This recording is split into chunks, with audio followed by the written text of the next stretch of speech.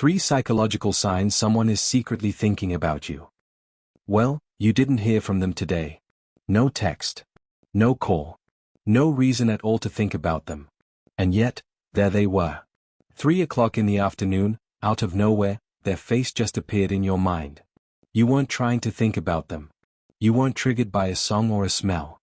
They just showed up. So you did what most people do. You brushed it off. Called it random. Called it nothing. But what if it wasn't nothing? What if the human mind, across distance, across silence, across time, has ways of receiving what it cannot logically explain? I'm not talking about mysticism. I'm not asking you to believe in magic. I'm asking you to look at the psychology, the real, documented, fascinating science of human connection, and ask yourself, is someone thinking about me right now? Because the signs are there. You just haven't known how to read them. Stay with me.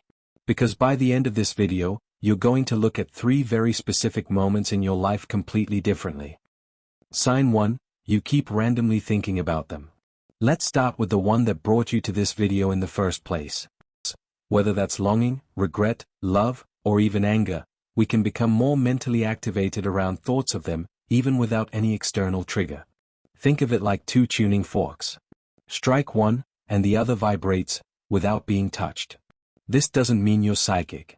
What it means is that your subconscious mind is extraordinarily sensitive to relational patterns. If someone is thinking about you intensely, there's a strong chance your neural pathways, shaped by your history with them, are lighting up in response. Here is the key distinction. Pay attention to the quality of the thought. Is it calm, warm, arriving almost like a whisper? That's different from an anxious thought you've manufactured yourself. Unprompted, peaceful, recurring thoughts about a specific person aren't noise. In psychology, we call that a signal worth listening to. Sign 2, they appear in your dreams. Dreams are where the subconscious drops its filter entirely. Sigmund Freud called dreams the royal road to the unconscious, and while modern psychology has moved beyond many of his theories, on this point, neuroscience agrees, dreams are how the brain processes unresolved emotional data. So when someone appears in your dream, vividly, repeatedly, with emotional weight, your brain is telling you something your waking mind hasn't yet been able to articulate. But here's the psychological layer most people miss. We know from interpersonal neurobiology, the work of Dr. Daniel Siegel and others, that close human relationships literally reshape our neural architecture. The people who have mattered most to us become embedded in our brain's predictive models. They become part of how we simulate the future, process the past, and feel safe, or unsafe, in the present. When that person is actively thinking about you, running through memories, rehearsing conversations, feeling emotional about your connection, your dream system may be processing that relational energy, even across distance. I know that sounds almost too poetic to be scientific. But consider this. Studies on social baseline theory suggest the human nervous system was never designed to operate in isolation.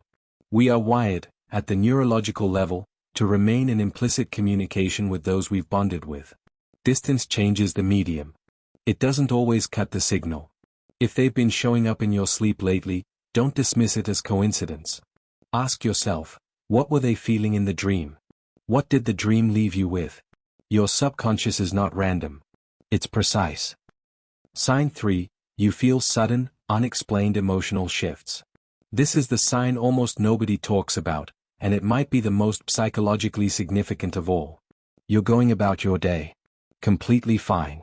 And then, suddenly, a wave of emotion moves through you. Warmth. Nostalgia. A faint ache. A smile you didn't plan. No cause. No context. Just feeling. In clinical psychology, we talk about somatic emotions. Sometimes feel a sudden, unexplainable pull toward your phone, and when you check it, there's a message from that exact person. It's not luck. It's the nervous system's sensitivity to connection, operating just below the surface of awareness. In summary, here's what I want you to take away from this. You are not an island.